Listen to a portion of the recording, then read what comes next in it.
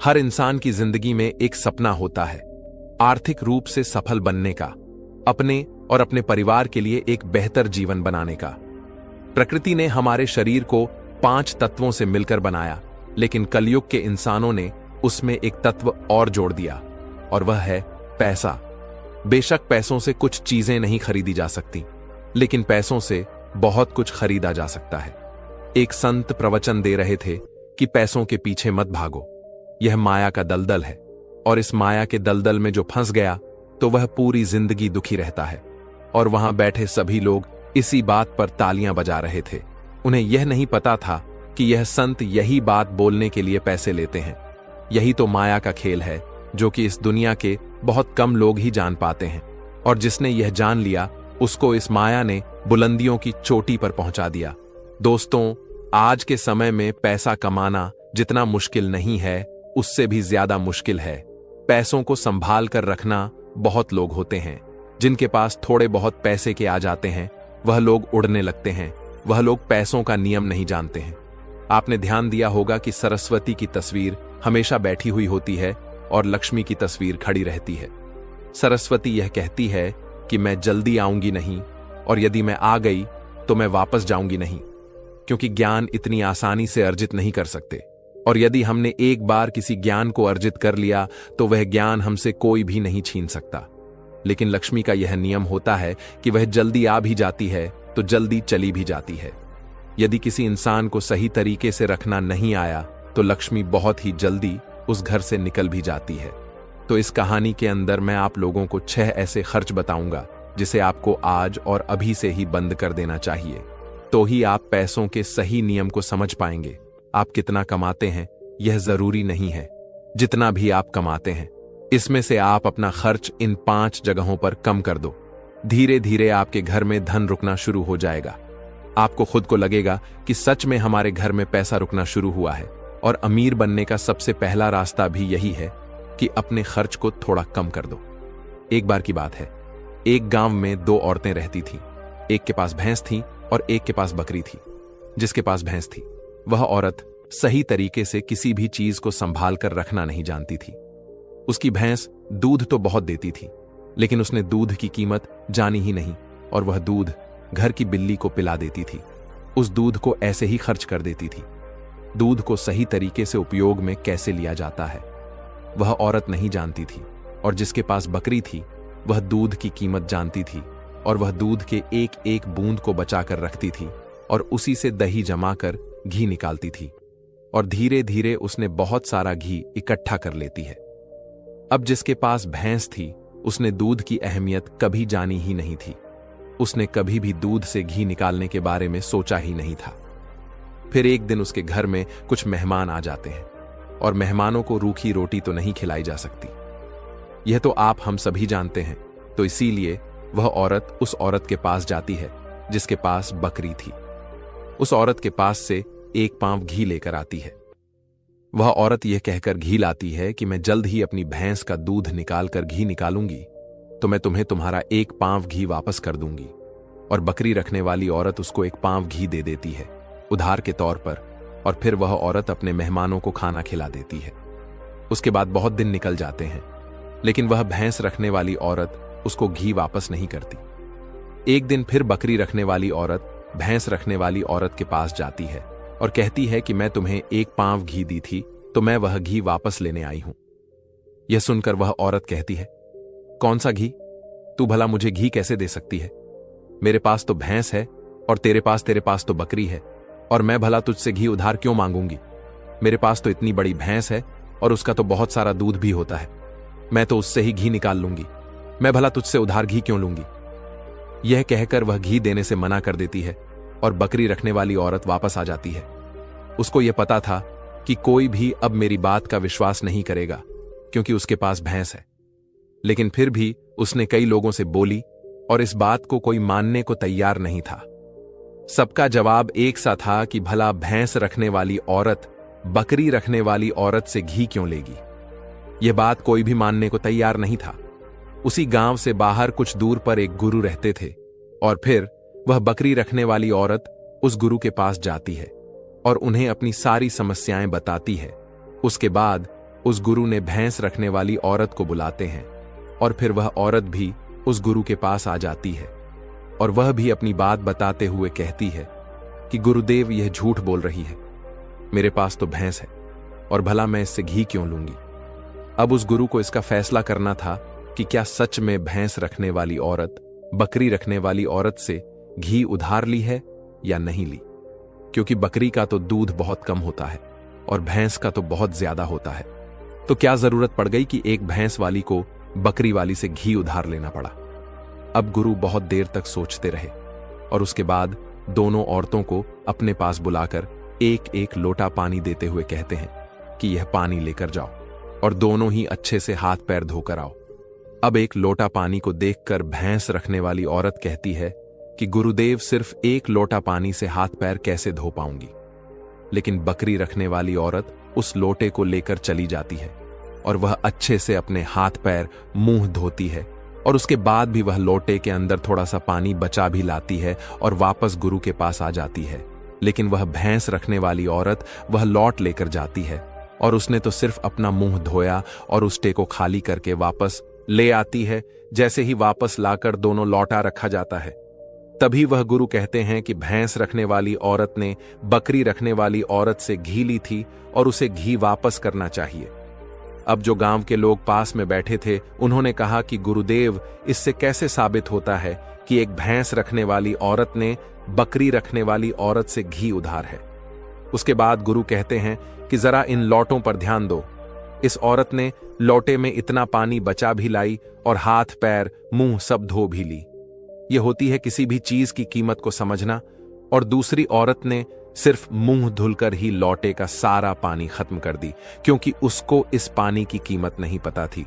और जिस चीज की हमें कोई कदर नहीं होती, वह भले ही हमारे पास कितनी भी हो, वह नष्ट हो ही जाती है, वह खत्म हो ही जाती है। और यदि हमारे पास कोई भी चीज कम है और यदि हम उसको सही तरीके से इस्तेमाल में लेते हैं और उसकी कीमत को जानते हैं, तो जरूर उससे हम फायदा उठा सकते हैं। जैसे कि बकरी रखने वाली औरत ने थोड़ा थोड़ा दूध बचाकर उससे मक्खन निकाली और उससे घी बनाया, और भैंस रखने वाली औरत को दूध की कदर नहीं थी, इसीलिए इतना दूध होने के बावजूद भी उसके घर में मेहमानों के लिए घी नहीं था। यह बात सत्य है। उसके बाद भैंस रखने वाली औरत उस गुरु के चरणों में गिर पड़ती है और कहती है, महाराज मुझे क्षमा कर दीजिए, मैं अभी घर जाकर इसको एक पांव घी वापस दे दूंगी। उसके बाद वह गुरु कहते कि बूंद बूंद से घड़ा भरता है। हमारे पूर्वज ने यह कहावत यूं ही नहीं बनाई।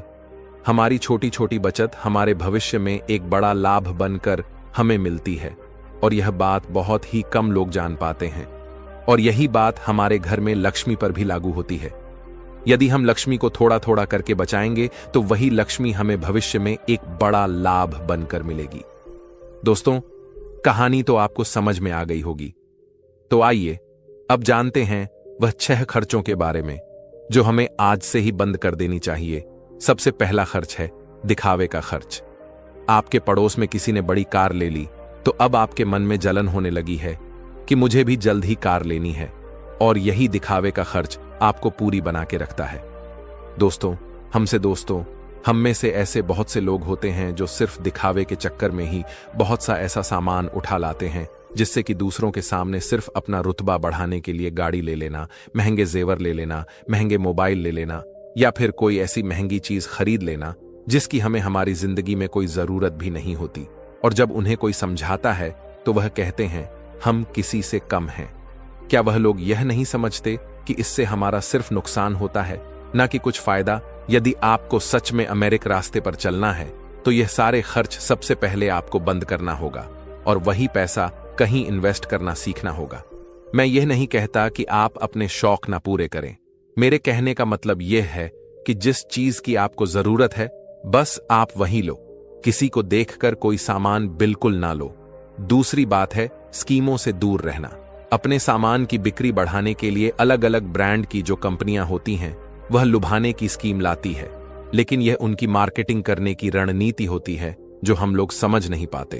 और बहुत सारे लोग अलग अलग स्कीम के चक्कर में आकर वह चीज भी खरीद लेते हैं जिसकी उन्हें बिल्कुल जरूरत भी नहीं होती। यदि हम मार्केट में जाते हैं और हमें पता चलता है कि 50% के डिस्काउंट के अंदर घड़ी मिल रही है, बल्कि हमारे पास तो 2-4 घड़ी घर में पड़ी हुई है, लेकिन फिर भी हम उस घड़ी को खरीद लाते हैं। हम लोग यह नहीं समझते कि सब मार्केटिंग करने की रणनीति होती है। इससे हमें फायदा नहीं होता, बल्कि कंपनी को ही फायदा होता है। इसीलिए ऐसे शौक कभी ना पालें, क्योंकि यही गरीब होने का सबसे बड़ा कारण होता है। क्योंकि जिस चीज की हमें जरूरत भी नहीं है और उसी चीज में हम लक्ष्मी को खर्च कर देंगे, तो उससे हमारे घर की लक्ष्मी नाराज हो जाती है और फिर धीरे धीरे हमारे घर से निकलने लगती है। तीसरा खर्च है कर्ज। आज के समय में ज्यादातर लोग कर्ज लेकर बड़े बड़े चीज खरीद लेते हैं, जैसे कि गाड़ी, बंगला, मोबाइल, और फिर उसका पैसा भरते रहते हैं। जैसे कि आजकल हम लोग क्रेडिट कार्ड का इस्तेमाल करते हैं। क्रेडिट कार्ड हमें पैसे खर्च करने के लिए कहता है, जो पैसे हमारे पास हैं या फिर जो पैसे हमारे पास आने वाले हैं, और उस पैसे को हम खर्च कर देते हैं। तो जरा सोचिए कि हम अमीर कैसे बन पाएंगे। जो पैसे हमारे पास आए ही नहीं, उस पैसे को भी हम खर्च कर देते हैं और हम अमीर बनने के बारे में सोचते हैं। अमीर बनने की वीडियो देखते हैं, लेकिन उन बातों का पालन पूर्ण नहीं करते। और बहुत लोग तो ऐसे भी होते हैं जो लोन लेकर जमीन खरीद लेते हैं और ये सोचते हैं कि जब हमें इससे फायदा होगा तो हम लोन वापस कर देंगे।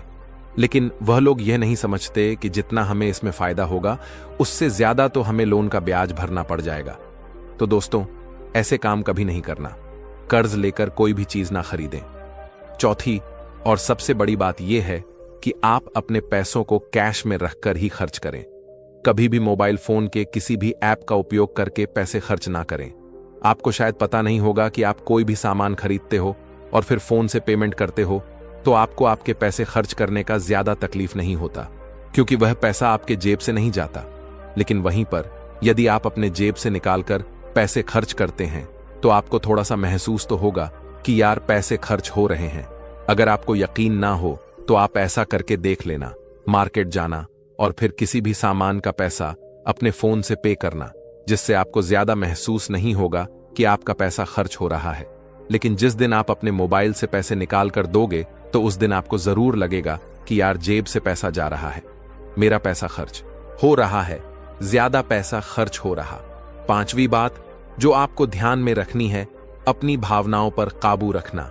अगर आपको कोई चीज पसंद आ रही है और आप उसे खरीदना चाहते हैं, तो पहले यह देख लें कि वाकई क्या इस चीज की आपको सच में जरूरत है या नहीं। क्योंकि बहुत से लोग कोई चीज पसंद आने पर उसे तुरंत खरीद लेते हैं। कई बार तो ऐसा भी होता है कि कोई स्कीम वाले आते हैं जो हमें लुभाने वाली चीज लेकर आते हैं और हमें वह चीज पसंद आ जाती है और हम उसे तुरंत खरीद लेते हैं। हमें ऐसी चीज लेने से बचना चाहिए। हमें ऐसी चीज नहीं लेनी चाहिए, बल्कि हमें सिर्फ ऐसी चीज ही लेनी चाहिए जिसकी हमें जरूरत है। छठी और आखिरी बात यह है कि कभी भी कोई शौक ना पाले। आपको शायद इस बात का पता होगा कि हमारी दुनिया में महंगाई का सबसे बड़ा कारण है शौक। आज के समय में नॉर्मली 10,000 का फोन आ रहा है और वहीं पर 2 लाख का भी फोन आ रहा है। दोनों में फर्क इतना है कि किसी को 1 लाख का फोन रखने का शौक है, तो वहीं किसी को 2 लाख का रखने का शौक है। हां, वहां पर आदमी की अमीरी भी दर्शाती है, क्योंकि अमीर आदमी बड़ा फोन रखेगा तो लगेगा कि वह अमीर है, तो यह शौक ही तो हूं शौक है, तभी तो उसने महंगा फोन रखा। इसीलिए सबसे बड़ी महंगाई का कारण होता है शौक, और किसी चीज की महंगाई नहीं है।